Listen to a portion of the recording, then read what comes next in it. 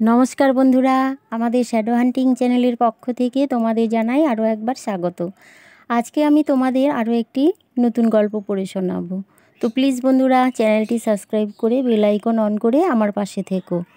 তো শুরু করা যাক আজকের গল্প, প্রেতাত্মা। কলমে জাহানারা সিদ্দিকী। খাতুর মেয়ে প্লেনটা অবতরণের উদ্যোগ নিতে বেশ কিছু যাত্রী হঠাৎ বিড়বিড় করে কী সব বলতে আরম্ভ করলো। আর প্লেনটা মাটি স্পর্শ করার সঙ্গে সঙ্গে করতালির শব্দে মুখরিত হয়ে উঠল চারিদিক। আরিফ বুঝল প্লেনটা যাতে নিরাপদে অবতরণ করতে পারে সেজন্য প্রার্থনা হচ্ছিল এতক্ষণ। প্লেনের যাত্রীদের প্রায় সবাই কালো, অর্থাৎ কালোদের দেশে সে এসে পড়েছে। একটা লোক মাটিতে নেমে মাটি স্পর্শ করে চুমু খেলো। বহুদিন পর দেশে ফিরেছে, এদের দেশপ্রেম দেখে মুগ্ধ হলো সে। এয়ারপোর্টে তাদের রিসিভ করার জন্য স্থানীয় এক ব্যবসায়ী বন্ধু অপেক্ষা করছিল। লোকটা বেশ ধনী ও শিক্ষিত, কিন্তু পরনে সেফ সাদাসিধে আলখেল্লা আর টুপি। এয়ারপোর্ট ছাড়িয়ে গাড়ি যতই শহরের অভ্যন্তরে প্রবেশ করতে লাগলো, ততই স্থানীয় লোকজনদের দেখতে পাওয়া গেল। অধিকাংশই লম্বা, কালো, সবাই সাদা রঙের আলখেল্লা আর মাথায় টুপি পরে আছে। মেয়েদের মাথায় কাপড় দেওয়া। অধিকাংশ মেয়ে অদ্ভুত ঢঙে মাথা ঢেকে শাড়ির মতো পোশাক পরে আছে। যে স্থানীয় ব্যবসায়ীটি আরিফকে এয়ারপোর্ট থেকে আনছিল, তার সঙ্গে সহজেই তার আলাপ জমে উঠল। কথায় কথায় তাকে সে জিজ্ঞেস করলো, এখানে দেখার কি আছে? সে একটু অবাক হলো। এ ধরনের প্রশ্ন সম্ভবত সে আগে কখনো শোনেনি। অনেক ভেবেচিন্তে বলল, নীলনদ। বাস এই। আসার পথে আরিফ বুঝেছিল দর্শনীয় কিছু থাকার কথা নয়। চারিদিকে ধুধু মরুভূমি, শুধু নীল নদীর দুপাশ ঘিরে গড়ে উঠেছে জনপদ, বিশাল শহর। কিন্তু গাছপালা একেবারে কম থাকায় শুধু কংক্রিটের বাড়িগুলোই প্রকট হয়ে চোখে পড়ছে। আরিফের বন্ধুটি তাকে শহরের শেষ প্রান্তে তার বাগান বাড়িতে নিয়ে গেল। বাংলোটা নীল নদীর বাঁধের কাছে নির্জন জায়গায়। নদীটা এখানে বাঁধ দেওয়ার ফলে বেশ বিস্তৃত হয়ে ছড়িয়ে পড়েছে। পাশে ছোট টিলা। আশ্চর্যজনকভাবে তীরে তেমন গাছপালা নেই, শুধু কিছু কাঁটাওয়ালা গাছ আর ঝোপঝাড়। বেশ কিছু পাখি নদীর জলে ভেসে বেড়াচ্ছে। বেশ কিছু লোক ছিপ ফেলে নদীতে মাছ ধরছে। আরিফ জিজ্ঞেস করলো, এই নির্জন জায়গায় তুমি বাড়ি বানালে কেন? করবো বলো, শহরে জমির দাম প্রচণ্ড, অথচ আমার পশু পাখি পোষবার খুব শখ। আরিফ বলল, তুমি এখানে প্রায়ই আসো? সে বলল, হ্যাঁ, খুব ভালো লাগে। যাকগে, এই খামার বাড়িতে তুমি থাকবে? 4জন ভৃত্য আছে এখানে, ওরা তোমার দেখাশোনা করবে। তার দিকে আরিফ ঘর থেকে বের হয়ে খামার ঘুরে ফিরে দেখতে লাগলো। 2টো ঘোড়া, 2টো উট পাখি, কয়েকটা টার্কি আর ময়ূর আছে সেখানে। লোকজন যারা কাজকর্ম করছিল তাদের মধ্যে থেকে একজন এগিয়ে এসে একগাল হেসে বলল, স্যার, আপনি রাতে কি খাবেন? আরবিটা আরিফের জানা থাকায় এদের সঙ্গে কথা বলতে অসুবিধা হচ্ছিল না। বলল, কি খাও তোমরা? আমরা তো ডাল আর রুটি খাই। আপনি কি ওসব খেতে পারবেন? তুমি যা রাঁধতে পারবে তাই দিও। রাতে খাবার টেবিলে ফিশ ফ্রাই, রাজমার চাইতেও বড় এক ধরনের রান্না ডাল আর ডিমের কাকলেট বাবুর্চি আরিফের সামনে হাজির করলো। খেতে কোনোটাই মন্দ না। খেয়ে দিয়ে আরিফ টিভি দেখতে বসলো। তন্ময় হয়ে সে টিভি দেখছে। এমন সময় লম্বা কালো একজন বৃত্তের মুখ উকি দিল। লোকটার মুখের হাসি বেশ বন্ধুসুলভ। ইশারায় আরিফ তাকে কাছে ডেকে জিজ্ঞেস করলো, এ বাড়িটা কি একরকম খালিই থাকে না কেউ বাস করে? প্রশ্নটা শুনে বৃদ্ধটার চোখে ক্ষণিকের জন্য একটা ভয়ার্থ ভাব দেখা দিল। প্রশ্নের উত্তর না দিয়ে সে কী যেন চিন্তা করতে থাকলো। ওর আচরণে বিস্মিত হয়ে আরিফ আবার জিজ্ঞেস করলো, কেউ থাকতো বুঝি? কি করে বুঝলেন? একজন লোকের ব্যবহারে সব জিনিসই যে সাজানো রয়েছে দেখছি। মাথা হেলিয়ে সে উত্তর দিল, হ্যাঁ। কি করতো সে? সাহেবের ম্যানেজার ছিলেন। আমি এসে তার বাড়িটা যে দখল করে নিলাম, সে কোথায় থাকবে? মারা গেছে বুঝি? সে উত্তর দিল, হ্যাঁ। ওর ভাবসাব দেখে আরিফের মনে হলো মৃত্যুটা বোধহয় স্বাভাবিক নয়। সে জিজ্ঞেস করলো, কিভাবে সে মারা গেছে? আপনি যেভাবে বসে টেলিভিশন দেখছেন ঠিক ওভাবে ওইখানে বসে প্রতিদিনের মতো টেলিভিশন দেখছিলেন তিনি। শেষ রাতের দিকে ঘরে আলো জ্বলছে দেখে আমরা কৌতূহলী হয়ে ঘরে ধাক্কা দিলাম। কোনো সাড়া নেই। শেষ পর্যন্ত আমি জানলা দিয়ে উঁকি মেরে দেখি উনি বসে টিভির দিকে তাকিয়ে আছেন। ভাবভঙ্গি দেখে আমাদের সন্দেহ হলো। সবাই মিলে দরজা ভেঙে ঘরে ঢুকলাম। ততক্ষণে তিনি মারা গেছেন। হার্ট অ্যাটাক হয়েছিল বুঝি? ঠিক ধরেছেন। কবে মারা গেছে? 1 সপ্তাহ হয়নি। বলো কি? রাতে বহুক্ষণ তার চোখে ঘুম এলো না। কেবলই মনে হতে থাকলো এই বিছানায় যে লোকটি শুয়েছিল সে এখন মাটির নিচে। তার দেহটা এখন কী অবস্থায় আছে কে জানে। কথাটা মনে হতেই তার বুকের ভেতরটা কেমন যেন করতে থাকলো। এপাশ ওপাশ করতে করতে কখন যে সে গভীর ঘুমে তলিয়ে গিয়েছিল নিজেই জানে না। ঘুম ভাঙল দরজায় করাঘাতের শব্দে। প্রথমে আরিফ ঠিক বুঝে উঠতে পারল না কিসের শব্দ। একটু পরই আবার শব্দটা ভেসে এলো। তার ঘরে টোকা দিচ্ছে কেউ একজন। এত রাতে কে দরজায় ধাক্কা দিচ্ছে? আর কেনই বা দিচ্ছে? তবে কি কারো কোনো বিপদ হয়েছে? ধর্মর করে বিছানা ছেড়ে নামছে। ঠিক তখনই আবার টোকাটা পড়ল। খুব অস্থির হাতের টোকা। দরজা খোলার জন্য ছিটকে নিতে হাত দিতেই আরিফের মনে হলো বাতিটা জ্বালানো প্রয়োজন। এই বিদেশ বিভয়ে অন্ধকারের মধ্যে দরজা খোলাটা ঠিক হবে না। বাতিটা জ্বালালো সে। উজ্জ্বল আলোয় ঘর ভরে উঠল। এগিয়ে গিয়ে দরজাটা খুলল। কি আশ্চর্য! কেউ নেই। আরিফ অবাক। তবে কি সে ভুল শুনল? অসম্ভব। একবার নয়, 3বার কি করে সে ভুল শুনবে? সে রাতে ভালো ঘুম হলো না তার। তবে ভোরের দিকে ঘুমিয়ে পড়ল। পরদিন ভৃত্যদের ডেকে জিজ্ঞেস করতে তারা অবাক হয়ে গেল। তাদের কেউই তার ঘরের ধারে কাছে আসেনি। দিব্যি সারা রাত ঘুমিয়েছিল তারা। মনের ভেতরটা খচখচ করতে থাকলেও আরিফ নিজেকে বোঝাতে থাকলো রাতে ঘুমের আগে মৃত মানুষটার কথা মনে করেছিল বলেই হয়তো অবচেতন মনে তার প্রভাব পড়েছিল। তারপরও খানিকটা কৌতূহলী হয়ে ভৃত্যকে সে জিজ্ঞেস করলো, তোমাদের ম্যানেজারকে কোথায় কবর দিয়েছ? এই তো পাশেই। হাত উঁচিয়ে সামনের দিকে ইঙ্গিত করলো সে। কবরটা বাড়ি সংলগ্ন। আরিফের মনের মধ্যে অস্বস্তি ভাবটা আবার ফিরে এলো, কিন্তু সেটা খুবই ক্ষণস্থায়ী। সারাদিন অফিসের কাজকর্মে সে এতই ব্যস্ত রইল যে রাতে তুচ্ছ ঘটনাটা ভুলে গেল। বরং রাতে ঘুমোতে আবার আগের কথাটা স্মরণ করে খানিকটা লজ্জাও পেল। কিন্তু মাঝরাতে আবার আরিফের ঘুমটা ভেঙে গেল। বিছানায় উঠে বসল সে। না, দরজায় কোনো টোকার শব্দ নেই। চারিদিক নিস্তব্ধ। কিন্তু কোথাও যেন কিছু একটা ঘটছে। তার অনুভূতি দিয়ে সে সেটা বুঝতে পারছে, অথচ দেখতে পাচ্ছে না। মনের চিন্তাধারাকে জোর করে সরিয়ে দিয়ে সবেমাত্র সে চোখ বন্ধ করেছে। রাতের নীরবতা ভঙ্গ করে অস্ফুট গোঙানির আওয়াজ ভেসে এলো। কিসের আওয়াজ সেটা সে বুঝতে পারল না।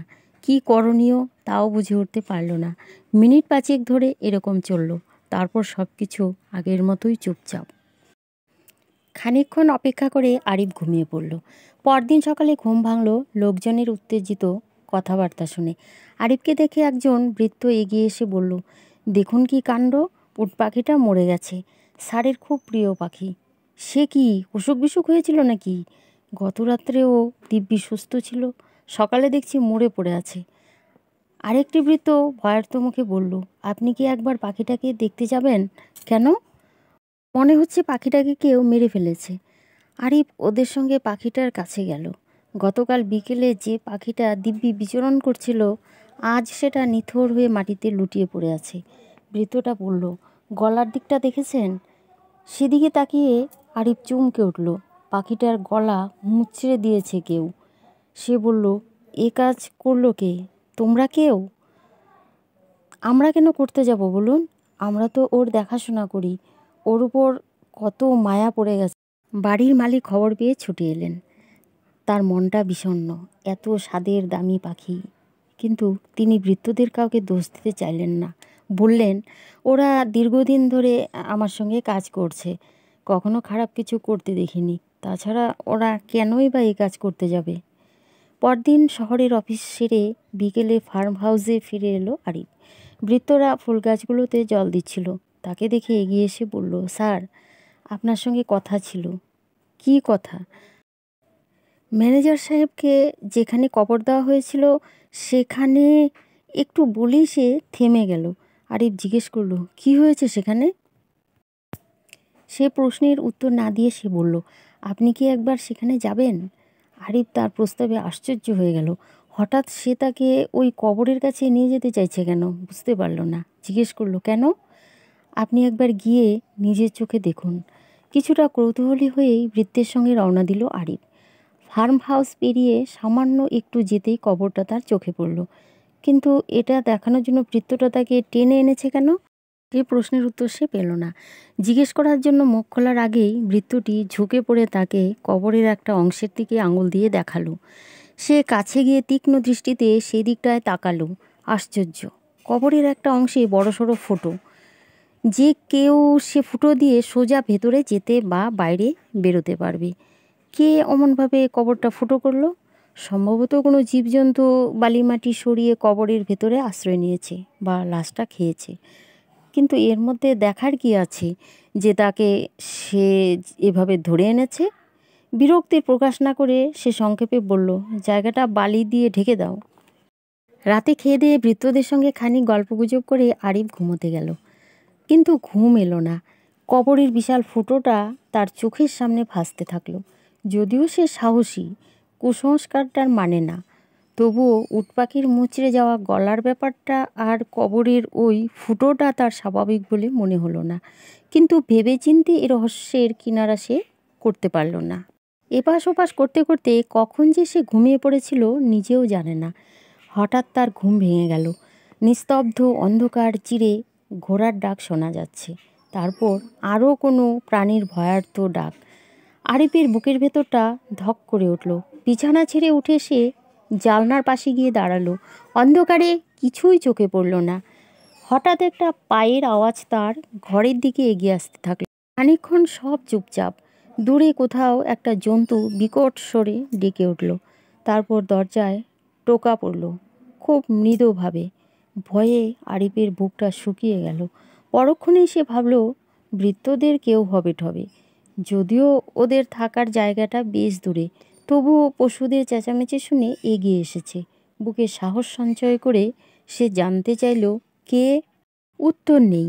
তবে দরজায় আবার টোকা পড়ল, এবার আর একটু জোরে।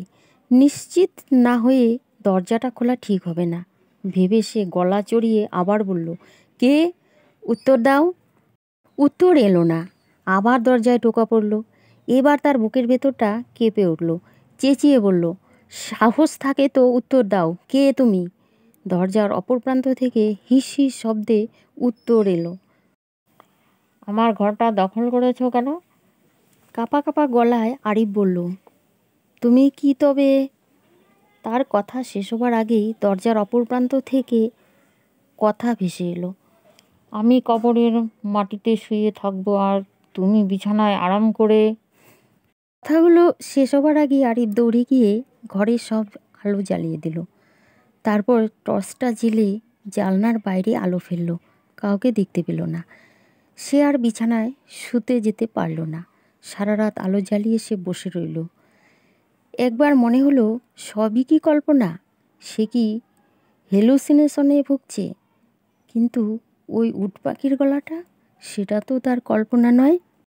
সকালে দরজা খুলতেই ভৃত্যরা পাংশুমুখে এগিয়ে এলো। স্যার, এসব কি ঘটছে? কিছুই যে বুঝতে পারছি না। কি হয়েছে? একটা ময়ূর মরে পড়ে আছে। ওটার গলা কি কেউ মটকে দিয়েছে? ঠিক ধরেছেন। আরিফ চিন্তায় পড়ে গেল। মালিক নেই যে তাকে সব কথা জানাবে। তাছাড়া তার মনে ভয় ঢুকে গেছে। আরও একটা রাত এই বাংলোয় কাটাতে হবে ভাবতেই তার গা শিউরে উঠছে। ভৃত্যরা এত দূরে থাকে যে বিপদ হলে তার চিৎকার তারা শুনতে পাবে না। শহরে গিয়ে কোনো হোটেলে উঠবে কি না তাও বুঝতে পারছে না। দ্বিধাদ্বন্দ্বের মাঝে দুলতে দুলতে দিনের কাজের শেষে সন্ধ্যার পর ভয়কে সে আর উপেক্ষা করতে পারল না। লাজ লজ্জা বিসর্জন দিয়ে একজন ভৃত্যকে ডেকে সে বলল, তুমি কি আজ আমার রুমের সামনে বারান্দায় ঘুমোবে? আমিও তাই ভাবছিলাম। রাতে কি হচ্ছে, কে এভাবে পাখিগুলোকে মেরে ফেলছে দেখা দরকার। তোমার ভয় লাগলে আমার ঘরের মধ্যেই থাকতে পারো। ওরা চেঁচামেচি করতে শুরু করলে দুজনে একসঙ্গে বের হব। ভৃত্য একটু সংকোচ বোধ করল, ইতস্তত করে বলল, আমার ভয় করছে না, আমি অন্ধকার বারান্দায় বসে যা দেখছি সেটা তো আর কেউ জানছে না। বাইরে একজন জেগে পাহারা দিচ্ছে কথাটা ভাবতেই আরিফের মনে সাহস ফিরে এলো। কিছুক্ষণের মধ্যেই ঘুমে ঢলে পড়ল সে। ঘুম ভাঙল কারো আর্ত চিৎকারে। ভালো মতো কান খাড়া করতেই আবার সে চিৎকারটা ভেসে এলো। সে তীক্ষ্ণ চিৎকারে আরিফের বুকের রক্ত যেন জমে গেল। মনে হলো ভৃত্যটার গলা। বেশি কিছু ভাবার আগেই ধস্তাধস্তির শব্দ শুনতে পেল সে। সেই সঙ্গে গোঙানির আওয়াজ। ভয়ের স্রোত আরিফের শরীরে প্রভাবিত হলো। বুকের ভেতরটাতে এত জোরে শব্দ হচ্ছে যে মনে হচ্ছে হৃৎপিণ্ডটা বুঝি ফেটে যাবে। সে ভৃত্যটাকে সাহায্য করার জন্য দরজা খুলে এগোতে চাইছে, অথচ পা দুটো পাথরের মতো জমে গেছে। সমস্ত শরীর ভারী হয়ে উঠেছে। মাথাটা এমনভাবে ঘুরছে যে মনে হচ্ছে সে সংজ্ঞা হারিয়ে ফেলবে। ঠিক সে সময়ে গোঙানি শব্দটা হঠাৎ থেমে গেল। নৈশব্দ গ্রাস করলো চারিদিক। তার মনে হলো কিছু একটা ঘটতে যাচ্ছে, আর তা ঘটতে দেরি হলো না। দরজায় করাঘাত। কেউ একজন অস্থির হাতে দরজা ধাক্কাচ্ছে। আজকে আর টোকা নয়, প্রচণ্ড জোরে ধাক্কা। দরজার পাল্লাটা কেঁপে উঠল। আরিফ থরথর করে কাঁপতে থাকলো। উঠে আলো জ্বালানোর ক্ষমতা সে হারিয়ে ফেলেছে। তারপরও এক অদৃশ্য শক্তির টানে দরজার দিক থেকে সে চোখ ফেরাতে পারল না। দরজায় আবারও এত জোরে ধাক্কা পড়ল যে মরমর করে দরজাটা ভেঙে পড়ল। আবছা অন্ধকারে দরজার সামনে একটা ছায়ামূর্তি আরিফের চোখে পড়ল। মূর্তিটা তার বিছানার দিকে এগিয়ে আসতে লাগলো। বাথরুম থেকে ক্ষীণ আলোর রশ্মি মূর্তিটার উপর পড়তেই আরিফ শিউরে উঠল। কফিনে পুচে থাকা একটা দেহ, শুধু মুখটা দেখা যাচ্ছে। সে মুখেও খানিকটা পচন ধরেছে। বিভৎস সে চেহারা, চোখ দুটো গলিত, খুলে খুলে এসেছে। ভয়ে আরিফ বিকট স্বরে চেঁচিয়ে উঠল। মূর্তিটা দু হাত বাড়িয়ে তার দিকে এগিয়ে আসছে। আতঙ্কে চিৎকার করে চোখ বন্ধ করে যাচ্ছে। ঠিক সেই সময় দরজার কাছ থেকে কে যেন চিৎকার করে বলল, খবরদার। মূর্তিটা সঙ্গে সঙ্গে ঘুরে দাঁড়ালো। পর মুহূর্তে একটা বড়সড় পাথর এসে পড়ল মূর্তিটার গায়ে। বিকট চিৎকার করে মূর্তিটা বসে পড়ল। দরজার কাছ থেকে যে লোকটি চিৎকার করে উঠেছিল সে এসে ঘরে প্রবেশ করলো। মূর্তিটা চকিয়ে লাফ দিয়ে উঠে খোঁড়াতে খোঁড়াতে দৌড়াতে শুরু করলো। যে লোকটি ঘরে ঢুকেছিল সে লাইটটা জ্বালালো। আরিফের সর্বাঙ্গ তখনও থরথর করে কাঁপছিল। কাঁপা কাঁপা গলায় শুধু বলল, জল। ভৃত্যটা আরিফকে জল খাওয়াতে খাওয়াতে নিজে থেকেই বলল, শয়তানটা আমার সঙ্গে ধস্তাধস্তি করার সময় আমি ইচ্ছে করে মরার মতো ভান করে শুয়ে পড়লাম। ভাবলাম দেখি ও কি করে। আমাকে মৃত ভেবে আপনার ঘরে ঢুকতেই পেছন থেকে এতক্ষণে কথা ফুটল আরিফের মুখে। তোমার ভয় করেনি? গর্বের সঙ্গে ভৃত্যটা উত্তর দিল, আমার সঙ্গে শক্তিতে এ এলাকার কেউ কুলিয়ে উঠতে পারবে না। কিন্তু ও তো মানুষ নয়, প্রেতাত্মা। হ্যাঁ, কবর থেকে উঠে এসে হামলা চালাচ্ছে। চলুন তো ওর কবরের কাছে। আমার সাহস নেই। ঠিক আছে, এখন না, ফর্সা হোক। সকালের আলো ফুটে উঠতে ওরা দুজনে মিলে ওর কবরের কাছে গেল। ভৃত্যটা বলল, গতকাল তো কবরটা ঢেকে দিয়েছিলাম, এখন দেখছি আবার বিশাল গর্ত। আরিফের চোখে পড়ল সদ্য বালিমাটির উপরে পায়ের ছাপ, কেমন যেন টানা টানা। স্পষ্ট বোঝা যায় খুঁড়িয়ে খুঁড়িয়ে কেউ ওর উপর দিয়ে হেঁটে গেছে। বেলা হলে বাকি ভৃত্যের দল, আশপাশের লোকজন সবাই কবরের পাশে জড়ো হলো। দেহটাকে নিয়ে কি করা যাবে, ধর্মীয় মতে কি ব্যবস্থা নিলে মৃতদেহটা উপরে উঠে আর উপদ্রব করবে না, সেসব নিয়ে তারা আলোচনা করছিল। আরিফ অপেক্ষা না করে সোজা গিয়ে একটা বড়সড় হোটেলে উঠল। সে রাতের ভয়ঙ্কর অভিজ্ঞতার পর সে আর এই বাংলো বাড়িতে এতটুকু সময় কাটাতেও রাজি নয়।